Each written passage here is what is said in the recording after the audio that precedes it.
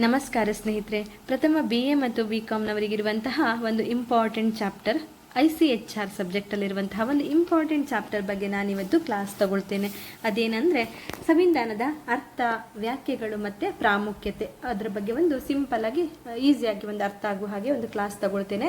ಈ ಬಗ್ಗೆನೂ ಕೂಡ, ಈ ಚಾಪ್ಟರ್ ಬಗ್ಗೆನೂ ಕೂಡ ಎಕ್ಸಾಮ್ಗೆ ರಿಪೀಟ್ ಕ್ವಶನ್ಸ್ ಬರೋದ್ರಿಂದ ತುಂಬ ಇಂಪಾರ್ಟೆಂಟ್ ಆಗಿರ್ತದೆ. ಹಾಗೆಯೇ ನಾವು ಯಾವುದೇ 10 or 15 ಮಾರ್ಕ್ಸಿಗೆಲ್ಲ ಬರೆಯುವಾಗ ನಾವು ತುಂಬ ಬರಿಬೇಕಾಗ್ತದೆ ಆನ್ಸರ್ಗಳನ್ನು. ಹಾಗೆ ಬರೆಯುವಾಗ ನಾವು ಬರವಣಿಗೆ ಶೈಲಿ ಏನಿರ್ತದೆ ಅದು ಕೂಡ ನಮ್ಮ ಇನ್ವ್ಯಾಜಿಲೇಟರ್ನ ಅಟ್ರಾಕ್ಟ್ ಮಾಡುವ ಹಾಗಿರಬೇಕು. ಹಾಗಾಗಿ ಸ್ವಲ್ಪ ಯಾವಾದರೂ ಕ್ವಶನ್ಸ್ ಕೇಳ್ತಾರನ್ನುವಾಗ ಆ ಕ್ವಶನ್ಸ್ ಬಗ್ಗೆ ನಾವು ಸ್ವಲ್ಪ ಪೀಠಿಕೆಯನ್ನು ಬರಿಬೇಕು. ಪೀಠಿಕೆ ಅನ್ನುವಂತಹ ವಿಷಯ ಏನಿದೆ ಅದು ನಾವು ಯಾವ ಸಬ್ಜೆಕ್ಟ್ ಬಗ್ಗೆ ಬರಿತಾ ಇದ್ದೇವೆ ಆ ಒಂದು ವಿಷಯದ ಬಗ್ಗೆ ಅದು ಡಿಟೇಲ್ ಆಗಿ ಎಕ್ಸ್ಪ್ಲೇನ್ ಮಾಡುವಂಥದ್ದಾಗಿರ್ತದೆ. ಅಥವಾ ಟಾಪಿಕಲ್ಲಿ ಏನಿದೆ ಅದನ್ನ ನೋಡಿದ ಕೂಡಲೇ ಗೊತ್ತಾಗ್ತದೆ, ಓಕೆ ಇವರು ನೀಟಾಗಿ ಬರೀತಾರೆ ಅಥವಾ ವಿಷಯಕ್ಕೆ ಸಂಬಂಧಪಟ್ಟ ಹಾಗೇನೆ ಬರೀತಾ ಇದ್ದಾರೆ ಎನ್ನುವಂತಹ ಒಂದು ಕನ್ಕ್ಲೂಷನ್ ಅವರಿಗೆ ಮೊದಲಿಗೆನೆ ಸಿಕ್ಬಿಡುತ್ತೆ ನಮ್ಮ ಇನ್ವ್ಯಾಜಿಲೇಟರ್ಗೆ. ಹಾಗಾಗಿ ಸ್ವಲ್ಪ ಪೀಠಿಕೆ ಬರೆಯುವುದು, ಆಮೇಲೆ ಅದರದ್ದು ವಿಷಯಗಳೇನಿದೆ ಅದನ್ನು ಬರೆಯುವುದು, ಕೊನೆಯಲ್ಲಿ ಕಂಪ್ಲೀಟ್ ಆಗಿ ಒಂದು ಸಾರಾಂಶ ಏನಿದೆ ಸಂಬಂಧ ಏನು ನಾವು ಎಷ್ಟು ಬರೆದಿರ್ತೀವಲ್ಲ ಅದರದ್ದೆಲ್ಲ ಒಂದು ಕನ್ಕ್ಲೂಷನ್ ಅನ್ನು ಕೆಳಗಡೆ ಬರೆದ್ರೆ ಅದು ನೋಡಲಿಕ್ಕೆ ಕೂಡ, ಓದಲಿಕ್ಕೆ ಕೂಡ, ಅಥವಾ ನಮ್ಮದು ಏನು ಮಾರ್ಕ್ಸ್ ಎಲ್ಲ ಹಾಕ್ತಾರಲ್ಲ ಅವರಿಗೂ ಕೂಡ ಅಟ್ರಾಕ್ಟ್ ಅನಿಸ್ಬಿಡುತ್ತೆ. ಹಾಗಾಗಿ ಪೀಠಿಕೆನೂ ತುಂಬ ಇಂಪಾರ್ಟೆಂಟ್ ಆಗ್ತಿರುತ್ತೆ. ನೀವು ಬಟ್ ಪೀಠಿಕೆ ಅಂತ ಬರೆಯುವುದೇನು ಬೇಕಾಗಿರಲ್ಲ, ಬಟ್ ಅದ್ರ ಬರೆಯುವಾಗ ಒಂದು ಪ್ಯಾರಾಗ್ರಾಫ್ ವೈಸಲ್ಲಿ ಫಸ್ಟ್ ಪೀಠಿಕೆ ಅಂತಲೇ ಒಂದು ಸ್ವಲ್ಪ ಬರೆದ್ರೆ ಆಮೇಲೆ ಎಕ್ಸ್ಪ್ಲೇನ್ ಮಾಡ್ತಾ ಹೋದರೆ ನೋಡಲಿಕ್ಕೆ ಕೂಡ ಚೆನ್ನಾಗಿರುತ್ತೆ. ಬರೀಲಿಕ್ಕೆ ಕೂಡ ನಿಮಗೆ ಕಲ್ತ್ಕೊಂಡು ಬರೆಯುವಾಗ ಪಾಯಿಂಟ್ ವೈಸ್ ಆಗಿ ನೀವು ಬರೆಯೋದ್ರಿಂದ ಅದು ನಿಮಗೆ ಮಾರ್ಕ್ಸ್ ಜಾಸ್ತಿ ತೆಗಿಲಿಕ್ಕೆ ಕೂಡ ಅದರಿಂದ ಹೆಲ್ಪ್ ಆಗ್ತದೆ. ಸೊ ನಾವೀಗ ಪೀಠಿಕೆಗೆ ಹೋಗೋದಾದರೆ, ಪ್ರತಿಯೊಂದು ರಾಜ್ಯಕ್ಕೂ ಸಂವಿಧಾನ ಅವಶ್ಯಕ. ಸಂವಿಧಾನವೇ ರಾಷ್ಟ್ರದ ಆಡಳಿತ ವ್ಯವಸ್ಥೆಗೆ ಮೂಲಾಧಾರ. ಸಂವಿಧಾನವಿಲ್ಲದಿದ್ದರೆ ರಾಷ್ಟ್ರದಲ್ಲಿ ಅವ್ಯವಸ್ಥೆ ಉಂಟಾಗಿ ಅರಾಜಕತೆ ಉಂಟಾಗಬಹುದು. ಇದೆಲ್ಲ ಗೊತ್ತಿರುವಂತಹ ವಿಷಯಗಳೇ, ಮತ್ತು ನಿಮಗೆ ಈಸಿಯಾಗಿ ಇದೆ ಅರ್ಥ ಮಾಡ್ಕೊಳ್ಳಿಕ್ಕೆ ಈಸಿ ಆಗ್ತದೆ. ಎಲ್ಲ ರಾಜ್ಯಗಳಿಗೂ ಸಂವಿಧಾನ ಅವಶ್ಯಕವಾಗಿದೆ. ಸಂವಿಧಾನವೇ ರಾಷ್ಟ್ರದ ಆಡಳಿತ ವ್ಯವಸ್ಥೆಗೆ ಮೂಲಾಧಾರ. ಅದೇ ಇಂಪಾರ್ಟೆಂಟ್ ಆಗಿರ್ತದೆ. ಅದಿಲ್ಲದಿದ್ದರೆ, ಸಂವಿಧಾನ ಒಂದು ಇಲ್ಲದಿದ್ದರೆ ರಾಷ್ಟ್ರದಲ್ಲಿ ಅವ್ಯವಸ್ಥೆ ಉಂಟಾಗಿ ವ್ಯವಸ್ಥಿತವಾದ ಒಂದು ಆಡಳಿತ ಇಲ್ಲದೆ ಅರಾಜಕತೆ ಉಂಟಾಗ್ತದೆ ಅಂತ ಇಲ್ಲಿ ಹೇಳಿದ್ದಾರೆ. ಪ್ರತಿಯೊಂದು ರಾಷ್ಟ್ರದ ಸರ್ಕಾರ ಮತ್ತು ಆಡಳಿತ ವ್ಯವಸ್ಥೆಯ ಕೆಲವೊಂದು ನಿಯಮ ನಿಬಂಧನೆಗಳನುಸಾರವೇ ನಡೆಯಬೇಕು. ಅಂತಹ ನಿಯಮಗಳ ಸಮೂಹವೇ ಸಂವಿಧಾನ ಎಂದು ಹೇಳ್ತಾರೆ. ಅಂದರೆ ಯಾವುದೇ ರಾಷ್ಟ್ರದ ಸರ್ಕಾರ ಅಥವಾ ಆಡಳಿತ ವ್ಯವಸ್ಥೆ ಏನೇ ಇದ್ರೂ ಅದಕ್ಕೊಂದು ನಿಬಂಧನೆ ಅಥವಾ ಒಂದು ಕಂಟ್ರೋಲ್ ಅಂತ ಒಂದು ವ್ಯವಸ್ಥೆ ಇರಬೇಕು. ಆ ಕಂಟ್ರೋಲ್ ಇಲ್ಲದಿದ್ದಲ್ಲಿ ಒಂದು ಆಡಳಿತ ಸರಿಯಾಗಿ ಆಗುವುದಿಲ್ಲ ಆ ಜಾಗದಲ್ಲಿ. ಯಾಕಂದರೆ ಯಾರು ಹೇಳುವವರು ಕೇಳುವವರು ಇಲ್ಲದಿದ್ದರೆ ಆಡಳಿತ ಚೆನ್ನಾಗಿ ಹೇಗೆ ಆಗ್ತದೆ, ಅಥವಾ ನಾವು ಹೇಗೆ ಆಡಳಿತ ಮಾಡ್ಕೊಂಡು ಹೋಗಬೇಕು ಅನ್ನುವಂತಹ ಒಂದು ಅವರಿಗೆ ಒಂದು ಶೈಲಿಯೇ ಗೊತ್ತಿಲ್ಲದಿದ್ದರೆ ಆಡಳಿತ ಅರಾಜಕತೆ ಉಂಟಾಗುವುದು ಈಸಿಯಾಗಿ ಆಗಿಬಿಡ್ತದೆ. ಹಾಗಾಗಿ ಸಂವಿಧಾನ ಎನ್ನುವಂಥದ್ದು ಹೇಗೆ ರಾಜ್ಯವನ್ನು ನಡೆಸ್ಕೊಂಡು ಹೋಗಬೇಕು, ಅದರದ್ದು ರೂಪುರೇಷೆಗಳು, ವಿಧಿಗಳು ಎಲ್ಲವನ್ನು ಅದರಲ್ಲಿ ಡಿಟೇಲ್ ಆಗಿ ಮಾಡಿರೋದ್ರಿಂದ ಅದರ ಮುಖಾಂತರ ಆಡಳಿತವನ್ನು ನಡೆಸ್ಕೊಂಡು ಹೋಗ್ಲಿಕ್ಕೆ ಈಸಿ ಆಗ್ತದೆ ಅಂತ ಇಲ್ಲಿ ಹೇಳ್ತಾರೆ. ಹಾಗೇನೆ ಅಂತಹ ಒಂದು ನಿಯಮಗಳ ಸಮೂಹವನ್ನೇ ಸಂವಿಧಾನ ಎಂದು ಹೇಳ್ತಾರೆ. ಜನರನ್ನು ನಿಯಂತ್ರಿಸಲು ಕಾನೂನುಗಳಿರುವಂತೆಯೇ ಸರ್ಕಾರವನ್ನು ನಿಯಂತ್ರಿಸಲು ಸಂವಿಧಾನ ಅವಶ್ಯಕ. ಸಂವಿಧಾನವಿಲ್ಲದ ರಾಜ್ಯವು ಇಲ್ಲವೇ ಇಲ್ಲ, ಆದರೆ ಅದೊಂದು ಅರಾಜಕವಾದ ರಾಜ್ಯ ಎಂದು ಜೆನ್ಲಿಕ್ ಎಂಬ ವಿದ್ವಾಂಸರು ಹೇಳಿರ್ತಾರಂತೆ. ಸಂವಿಧಾನ ಇಲ್ಲದಿದ್ದರೆ ಅದು ಒಂದು ರಾಜ್ಯವೇ ಅಲ್ಲ ಮತ್ತು ಅದೊಂದು ಅರಾಜಕತ್ವದ ರಾಜ್ಯ ಎಂದೊಬ್ಬ ವಿದ್ವಾಂಸ ಜೆಲ್ಲಿನೆಕ್ ಎನ್ನುವರು ಹೇಳಿರ್ತಾರೆ. ಸಂವಿಧಾನವು ಭಾರತದಲ್ಲಿ 1950ರ ಜನವರಿ 20ರಂದು ಅನುಷ್ಠಾನಗೊಂಡರೂ ಸಹ ಇದರ ರಚನೆಗೆ ಅನೇಕ ಅಂಶಗಳು ಪ್ರಭಾವ ಬೀರಿದ್ದು ಈ ಅಂಶಗಳನ್ನು ಇದರ ಬೆಳವಣಿಗೆಯಲ್ಲಿ ಗುರುತಿಸಬಹುದಾಗಿದೆ. ಮೊದಲಿಗೆ ನಾವು ಸಂವಿಧಾನದ ಅರ್ಥ ಮತ್ತು ವ್ಯಾಖ್ಯೆಗಳನ್ನು ತಿಳ್ಕೊಳ್ಳುವ. ಸಂವಿಧಾನ ಎಂಬ ಪದಕ್ಕೆ ಸಮಾನಾಂತರ ಪದ ಆಂಗ್ಲ ಪದವಾದ ಕಾನ್ಸ್ಟಿಟ್ಯೂಟ್ ಎನ್ನುವುದು ಕಾನ್ಸ್ಟಿಟ್ಯೂಷನ್ ಎನ್ನುವುದು ಕಾನ್ಸ್ಟಿಟ್ಯೂಟ್ ಎನ್ನುವ ಪದದಿಂದ ಬಂದಿದೆ. ಕಾನ್ಸ್ಟಿಟ್ಯೂಟ್ ಎಂಬುದರ ಅರ್ಥ ಸಂಯೋಜಿಸು, ನಿಯೋಜಿಸು, ಸ್ಥಾಪಿಸು, ರಚಿಸು ಎಂಬುದಾಗಿದೆ. ಕಾನ್ಸ್ಟಿಟ್ಯೂಷನ್ ಅಂತ ಸಂವಿಧಾನಕ್ಕೆ ಸಮಾನಾಂತರ ಆಂಗ್ಲ ಪದ ನಮಗೆ ಗೊತ್ತಿದೆ ಈಗಾಗಲೇ, ಕಾನ್ಸ್ಟಿಟ್ಯೂಷನ್. ಈ ಕಾನ್ಸ್ಟಿಟ್ಯೂಷನ್ ಎನ್ನುವುದು ಕಾನ್ಸ್ಟಿಟ್ಯೂಟ್ ಎನ್ನುವಂತಹ ಒಂದು ಪದದಿಂದ ಬಂದಿದೆ. ಅದೇ ಕಾನ್ಸ್ಟಿಟ್ಯೂಟ್ ಅಂದರೆ ಏನರ್ಥ ಅಂದರೆ ಸಂಯೋಜಿಸು, ನಿಯೋಜಿಸು, ಸ್ಥಾಪಿಸು, ರಚಿಸು ಎನ್ನುವುದಾಗಿದೆ. ಆದ್ದರಿಂದ ಸಂವಿಧಾನವು ವಿಧಿವತ್ತಾಗಿ ರಚಿಸಲ್ಪಟ್ಟ ಶಾಸನವಾಗಿದೆ. ಅದು ಸರ್ಕಾರದ ರಚನೆ ಮತ್ತು ಸ್ವರೂಪವನ್ನು ನಿರ್ಧರಿಸುವ ಮೂಲಭೂತ ಶಾಸನ. ರಾಜ್ಯ ಮತ್ತು ಸರ್ಕಾರವನ್ನು ನಿಯಂತ್ರಿಸುವ ಮೂಲ ಸೂತ್ರಗಳ ಸಂಗ್ರಹವೇ ಸಂವಿಧಾನವಾಗಿದೆ. ಸರ್ಕಾರದ ರಚನಾ ಕ್ರಮ, ಸರ್ಕಾರದ ವಿವಿಧ ಅಂಗಗಳ ಅಧಿಕಾರ ವ್ಯಾಪ್ತಿ ಹಾಗೂ ಅವುಗಳಿಗಿರುವ ಪರಸ್ಪರ ಸಂಬಂಧ ಮತ್ತು ಸರ್ಕಾರ ಹಾಗೂ ಪ್ರಜೆಗಳ ನಡುವಣ ಸಂಬಂಧ ಮುಂತಾದ ವಿಷಯಗಳನ್ನು ನಿರೂಪಿಸುವ ಹಾಗೂ ನಿಯಂತ್ರಿಸುವ ಲಿಖಿತ ನಿಯಮಗಳ ಸಮೂಹವನ್ನೇ ಸಂವಿಧಾನ ಎಂದು ಕರೆಯುತ್ತಾರೆ.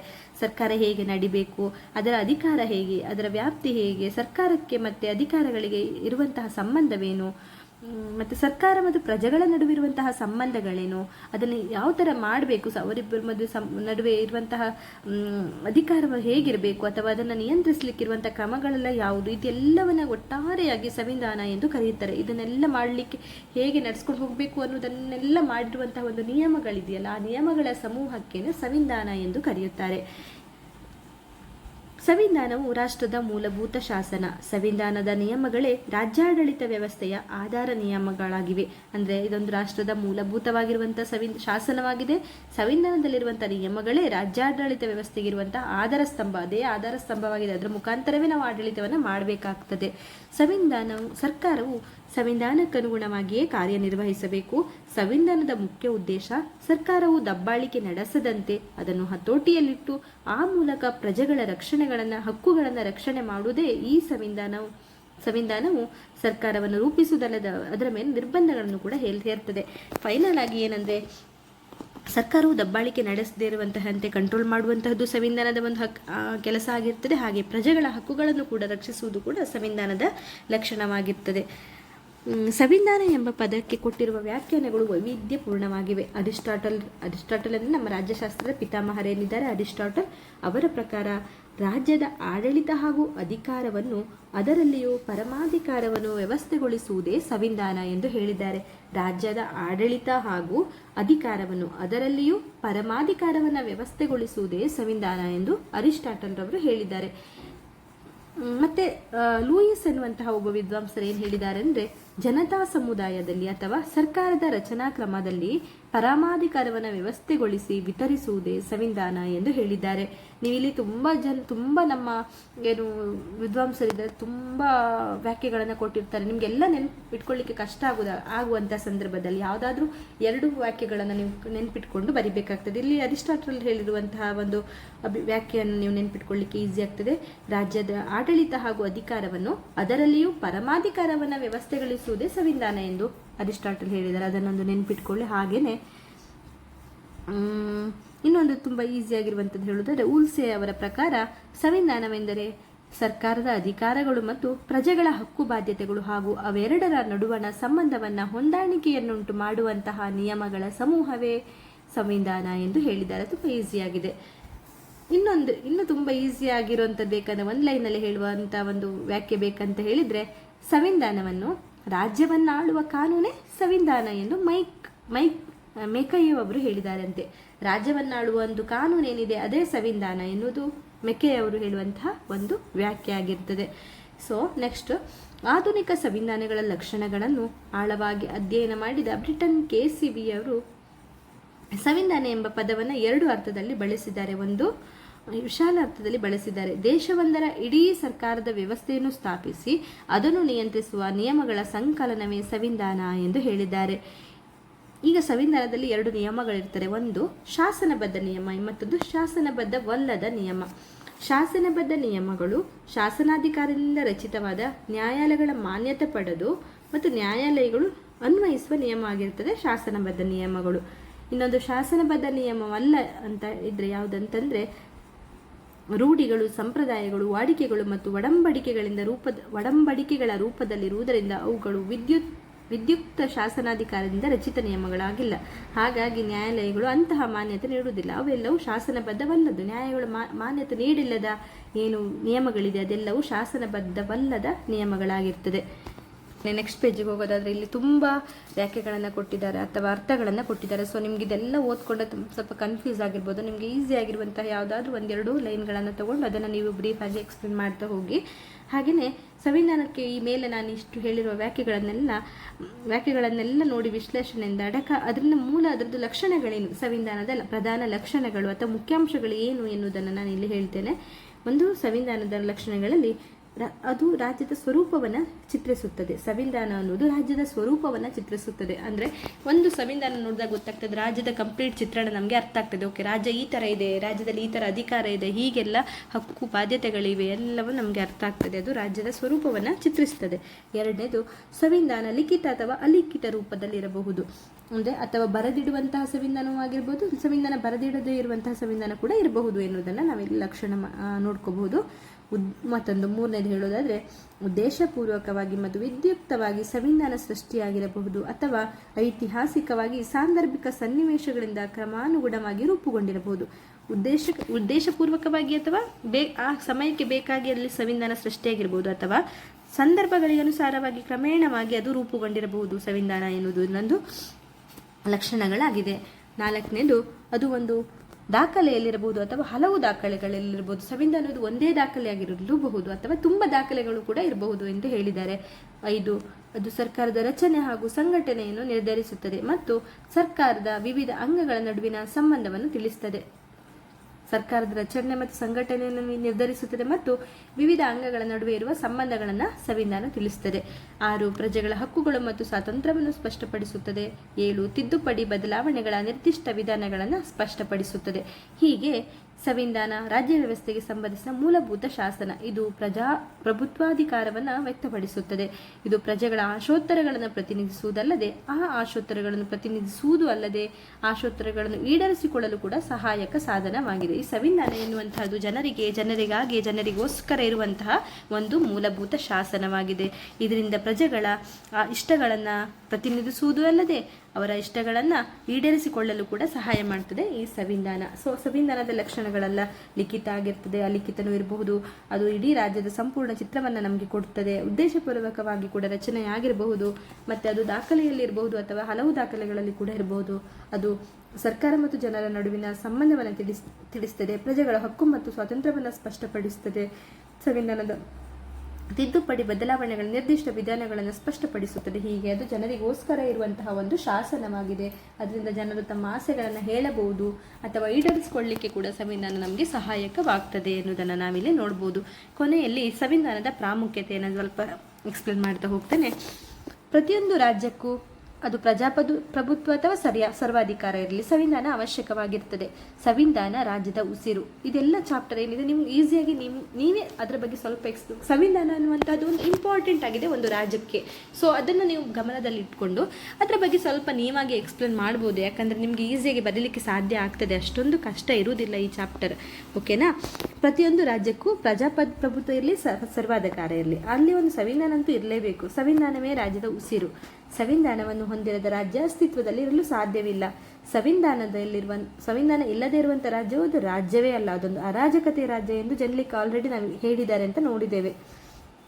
ಸರ್ಕಾರದ ಹಾಗೂ ರಾಜಕೀಯ ವ್ಯವಸ್ಥೆಯ ರಚನೆಗೆ ಸಂವಿಧಾನವೇ ಆಧಾರವಾದ ಮೂಲ ಶಾಸನ. ಸರ್ಕಾರ ನಡೀಲಿಕ್ಕೆ ಅಥವಾ ವ್ಯವಸ್ಥೆ ಹೇಗೆ ಹೋಗಬೇಕು ಅನ್ನೋದನ್ನು ತಿಳ್ಕೊಳ್ಳಿಕ್ಕೆ ಒಂದು ಸಂವಿಧಾನವೇ ಮೂಲ ಶಾಸನವಾಗಿರ್ತದೆ. ಹಾಗೆಯೇ ಸಂಕ್ಷಿಪ್ತವಾಗಿ ಸಂವಿಧಾನದ ಪ್ರಾಮುಖ್ಯತೆ ಡೈರೆಕ್ಟ್ ನಾವಿಲ್ಲಿ ಇದನ್ನೆಲ್ಲ ಸ್ವಲ್ಪ ಎಕ್ಸ್ಪ್ಲೇನ್ ಮಾಡ್ತಾ ಹೋಗ್ಬೇಕಂದ್ರೆ ಒಂದು ಸಂವಿಧಾನದ ಮಹತ್ವ ಎಷ್ಟು ಇಂಪಾರ್ಟೆಂಟ್ ಆಗಿರ್ತದೆ ಅಂತ ನಿಮ್ಗೆ ಗೊತ್ತಾಗಿರ್ತದೆ. ಈಗ ನಮ್ಮದೇನೀಗ ಸರ್ಕಾರ ನಡೀತಾ ಇದೆ, ಸಂವಿಧಾನದ ಅಂಡರಲ್ಲೇ ನಡೀತಿರೋದು. ಒಂದು ಕಾನ್ಸ್ಟಿಟ್ಯೂಷನ್ ಏನಿದೆ ಅದರ ಅಂಡರಲ್ಲಿ ಹೇಗೆ ಹೋಗಬೇಕು ಹಾಗೆ ಒಂದು ರೂಪುರೇಷೆಗಳನ್ನು ಅವರು ಬರೆದಿಟ್ಟಿದ್ದಾರೆ. ಅದರ ಪ್ರಕಾರ ಸಂವಿಧಾನ ನಡೀತಾ ಇದೆ. ಇದೆಲ್ಲ ನಮಗೆ ಗೊತ್ತಿರುವಂಥ ವಿಷಯವೇ. ಇದರ ಬಗ್ಗೆ ಸ್ವಲ್ಪ ನಾವು ಹಿಂಗೆ ನಾನೇನು ಹೇಳಿದೆ ಇದನ್ನೆಲ್ಲ ಸ್ವಲ್ಪ ಎಕ್ಸ್ಪ್ಲೇನ್ ಮಾಡ್ತಾ ಹೋಗಿ ಆಮೇಲೆ ಕಂಪ್ಲೀಟಾಗಿ ಒಂದು ಸಂಕ್ಷಿಪ್ತವಾಗಿ ನಾವು ಅದರ ಪ್ರಾಮುಖ್ಯತೆಯನ್ನು ಪಾಯಿಂಟ್ ವೈಸ್ ಆಗಿ ಬರೆಯೋದಾದರೆ, ಸಂವಿಧಾನ ಸರ್ಕಾರದ ನಿರಂಕುಶಾಧಿಕಾರವನ್ನು ತಡೆಗಟ್ಟಿ ಕಾನೂನು ಅಧಿಪತ್ಯವನ್ನು ಸ್ಥಾಪಿಸ್ತದೆ. ಇದೊಂದು ಪ್ರಮುಖವಾಗಿರ್ತದೆ. ಸಂವಿಧಾನ ಸರ್ಕಾರದ ನಿರಂಕುಶಾಧಿಕಾರ, ನಾನೇ ಅನ್ನುವಂತಹ ಒಂದು ಏನು ಅವರದ್ದು ಅಧಿಕಾರ ಇದೆ ಅದೆಲ್ಲ ಮಾಡುವ ಹಾಗಿಲ್ಲ. ಕಾನೂನು ಅಧಿಪತ್ಯ, ಎಲ್ಲದಕ್ಕೂ ಒಂದು ಕಾನೂನು ಇದೆ, ಅದರ ಅಧಿಪತ್ಯದಿಂದಲೇ ಸಂವಿಧಾನ ನಡೀತಾ ಇದೆ. ಸರ್ಕಾರ ನಡಿಬೇಕು ಎನ್ನುವುದನ್ನು ನಾವಿಲ್ಲಿ ನೋಡಬೇಕಾಗ್ತದೆ. 2ನೇ ಪಾಯಿಂಟ್ ಹೇಳೋದಾದರೆ, ಪ್ರಜೆಗಳ ಹಕ್ಕುಗಳು ಮತ್ತು ಸ್ವಾತಂತ್ರ್ಯವನ್ನು ರಕ್ಷಿಸ್ತದೆ. ಅದರ ಇನ್ನೊಂದು ಪ್ರಮುಖ ಕರ್ತವ್ಯ ಏನಂದರೆ ಪ್ರಜೆಗಳ ಹಕ್ಕು ಮತ್ತು ಸ್ವಾತಂತ್ರ್ಯವನ್ನು ರಕ್ಷಿಸುವುದು ಸಂವಿಧಾನದ ಪ್ರಮುಖ ಕರ್ತವ್ಯವಾಗಿರ್ತದೆ. ಇನ್ನೊಂದು 3ನೇ ಪಾಯಿಂಟ್ ಹೇಳೋದಾದರೆ, ರಾಜ್ಯದ ಪರಮಾಧಿಕಾರದ ಚಲಾವಣೆಯ ವಿಧಾನವನ್ನು ನಿರ್ಧರಿಸ್ತದೆ. ಹೇಗೆ ಅಧಿಕಾರ ಮಾಡಬೇಕು, ಅದರದ್ದು ಹೇಗೆಲ್ಲ ಹೋಗಬೇಕು, ಚಲಾವಣೆ ಅಧಿಕಾರ ಹೇಗೆ ನಡಿಬೇಕು, ಅದೆಲ್ಲ ವಿಧಾನವನ್ನು ಸಂವಿಧಾನವೇ ನಿರ್ಧರಿಸ್ತದೆ. 4ನೇ ಪಾಯಿಂಟು, ಸರ್ಕಾರವು ಸುಸೂತ್ರವಾಗಿ ಮತ್ತು ಶಾಂತಿಯುತವಾಗಿ ಹಾಗೂ ಸಂವಿಧಾನದ ನಿಯಮಗಳಿಗನುಸಾರವಾಗಿ ಕಾರ್ಯನಿರ್ವಹಿಸುವಂತೆ ಮಾಡುವುದು ಪ್ರಮುಖ ಕರ್ತವ್ಯವಾಗಿರ್ತದೆ. ಸಂವಿಧಾನದ್ದು ಸುಸೂತ್ರವಾಗಿ ಮತ್ತು ಶಾಂತಿಯುತವಾಗಿ ಹಾಗೆ ನಿಯಮಗಳಿಗನುಸಾರವಾಗಿ ಸರ್ಕಾರ ನಡೆಯುವಂತಹದ್ದನ್ನು ಸಂವಿಧಾನ ನೋಡಿಕೊಳ್ತದೆ. ಹಾಗೆ 5ನೇ ಪಾಯಿಂಟ್, ಆಡಳಿತ ಯಂತ್ರವು ಸಂವಿಧಾನದ ನಿಯಮಕ್ಕನುಗುಣವಾಗಿ ನಡೆಯಲು ಸಹಾಯಕವಾಗಿದೆ. ಆಡಳಿತ ಏನಿದೆ, ಪಕ್ಷಗಳೇನಿದೆ, ಅವುಗಳು ಸಂವಿಧಾನದ ನಿಯಮಕ್ಕನುಗುಣವಾಗಿ ನಡೆಯಲು ಅದೊಂದು ಸಂವಿಧಾನ ಎನ್ನುವಂಥದ್ದೇನು ಕಾನ್ಸ್ಟಿಟ್ಯೂಷನ್ ಇದೆ ಅದು ಸಹಾಯ ಮಾಡ್ತದೆ.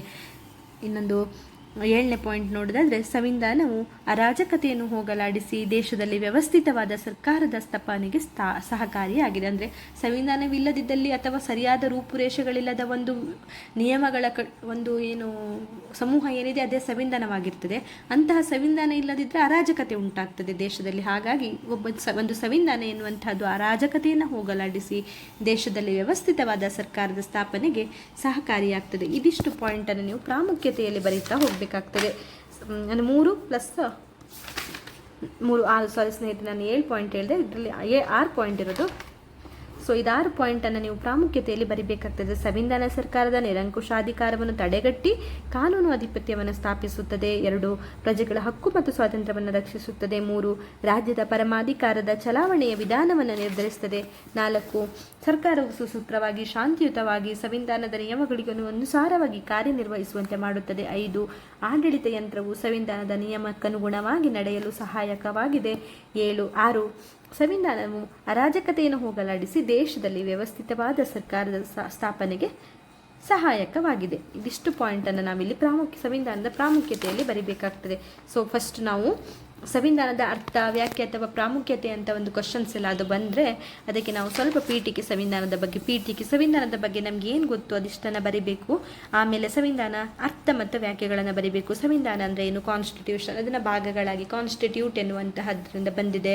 ಅದು ಸಂಯೋಜಿಸು, ನಿಯೋಜಿಸು ಎನ್ನುವ ಅರ್ಥವನ್ನು ಕೊಡ್ತದೆ. ಇದನ್ನೆಲ್ಲ ನಾವು ಬರಿಬೇಕಾಗ್ತದೆ. ಆಮೇಲೆ ಅದಕ್ಕಿರುವಂತಹ ಸಂವಿಧಾನ ಅಂದರೆ ಏನು, ಅದಕ್ಕೆ ಇರುವಂಥ ವ್ಯಾಖ್ಯಾನಗಳನ್ನು ಬರಿಬೇಕಾಗ್ತದೆ. ಇಲ್ಲಿ ತುಂಬ ವ್ಯಾಖ್ಯಾನಗಳಿವೆ. ಎಲ್ಲವನ್ನ ಬರಿತಾ ಹೋದರೆ ನಿಮಗೆ ಕನ್ಫ್ಯೂಸ್ ಆಗ್ತದೆ. ನಿಮ್ಗೆ ಈಸಿ ಆಗಿರುವಂತಹ 1-2 ವ್ಯಾಖ್ಯೆಗಳನ್ನು ಬರೀರಿ. ಹಾಗೆಯೇ ವ್ಯಾಖ್ಯೆಗಳು ಬರೆದ ನಂತರ ಶಾಸನಬದ್ಧವಲ್ಲದ ಸಂವಿಧಾನದ ನಿಯಮಗಳು 2 ಇದೆ. ಅವು 2 ಪಾಯಿಂಟನ್ನು ಬರ್ಕೊಳ್ಳಿ. ಒಂದು ಶಾಸನಬದ್ಧ ನಿಯಮ, ಇನ್ನೊಂದು ಶಾಸನಬದ್ಧವಲ್ಲದ ನಿಯಮ. ಶಾಸನಬದ್ಧ ನಿಯಮ ಎನ್ನುವಂಥದ್ದು ಶಾಸನಾಧಿಕಾರದಿಂದ ರಚಿತವಾಗಿ ನ್ಯಾಯಾಲಯದಿಂದ ಮಾನ್ಯತೆ ಪಡೆದು ನ್ಯಾಯಾಲಯಗಳೇ ಅನ್ವಯಿಸುವಂಥ ನಿಯಮಗಳು ಶಾಸನಬದ್ಧವಾಗಿರುತ್ತೆ. ಇನ್ನೊಂದು ಶಾಸನಬದ್ಧ ನ್ಯಾಯಾಲಯಗಳಿಂದ ಅನುಮತಿ ಇಲ್ಲದಿರುವಂತಹ ನಿಯಮಗಳಿಂದ ಅದೆಲ್ಲ ಶಾಸನಬದ್ಧವಲ್ಲದ ನಿಯಮಗಳಾಗಿರ್ತದೆ. ಅವು 2 ಬರೀಬೇಕು ನೀವು. ಅಂದರೆ ಪಾಯಿಂಟ್ ಎಲ್ಲವನ್ನ ಪಾಯಿಂಟ್ ವೈಸ್ ಆಗಿ ಬರೀರಿ. ಫಸ್ಟ್ ಸ್ವಲ್ಪ ಪೀಠಿಕೆ ಬರೀರಿ, ಆಮೇಲೆ ಅದರ ಅರ್ಥವನ್ನು ವಿಭಜಿಸಿರುವಂಥ ಅರ್ಥಗಳನ್ನು ಬರೀರಿ, ಆಮೇಲೆ ವ್ಯಾಖ್ಯೆಗಳನ್ನು ಬರೀರಿ, ಆಮೇಲೆ ನಿಯಮಗಳ 2 ನಿಯಮಗಳು ಸಂವಿಧಾನದದ್ದು ಅಂತ ಬರೆದು ಇದಿಷ್ಟು ಬರೀರಿ. ಹಾಗೆಯೇ ನೆಕ್ಸ್ಟ್ ಸಂವಿಧಾನದ ಲಕ್ಷಣಗಳೇನು ಹೇಳಿದ್ದೀನಿ, ಲಿಖಿತ ಇದೆಯಲ್ಲ ಅದು, ಮತ್ತು ರಾಜ್ಯದ ಸ್ವರೂಪ ಚಿತ್ರಿಸ್ತದೆ, ಇದೆಲ್ಲ ಏನು ಹೇಳಿದ್ದೀನಿ 7 ಪಾಯಿಂಟನ್ನು, ಇದಿಷ್ಟು ಪಾಯಿಂಟ್ಸನ್ನು ಬರೆದು ಆಮೇಲೆ ಸ್ವಲ್ಪ ಮಹತ್ವ ಬರೆದು ಅದರ ಪ್ರಾಮುಖ್ಯತೆಯನ್ನು ನೀವು ಬರೀತಾ ಹೋದರೆ, 6 ಪಾಯಿಂಟ್ ಏನು ಪ್ರಾಮುಖ್ಯತೆ ಇದೆ ಇದಿಷ್ಟನ್ನು ಬರೀತಾ ಹೋದರೆ ನಿಮಗೆ ಮಾರ್ಕ್ಸ್ ತೆಗಿಲಿಕ್ಕೆ ಈಸಿ ಆಗ್ತದೆ. ಈ ಕ್ಲಾಸಲ್ಲಿ ನಿಮಗೇನಾದರೂ ನಾನು ಹೇಳ್ತಿರುವ ವಿಷಯ ಅರ್ಥವಾಗದೇ ಇದ್ದಲ್ಲಿ ಅಥವಾ ನಾನು ಹೇಳುವುದು ತುಂಬ ಸ್ಪೀಡ್ ಆಗಿದ್ದಲ್ಲಿ ಹಾಗೇನಾದರೂ ಇದ್ದರೆ ದಯವಿಟ್ಟು ನನಗೆ ಕಮೆಂಟಲ್ಲಿ ತಿಳಿಸಿ. ಸೊ ನನ್ನ ಮುಂದಿನ ವೀಡಿಯೋ ಮಾಡುವಾಗ ಅದನ್ನೆಲ್ಲ ಸರಿಯಾಗಿ ಮಾಡ್ಕೊಂಡು ಹೋಗಲಿಕ್ಕೆ ಸಹಾಯ ಆಗ್ತದೆ. ಅದರಿಂದ ನಾನು ಇಂಪ್ರೂವ್ ಆಗಲಿಕ್ಕೆ ಹಾಗೆ ನಿಮಗೆ ಕೂಡ ಅದರಿಂದ ಹೆಲ್ಪ್ ಆಗ್ತದೆ. ಧನ್ಯವಾದಗಳು ಸ್ನೇಹಿತರೆ.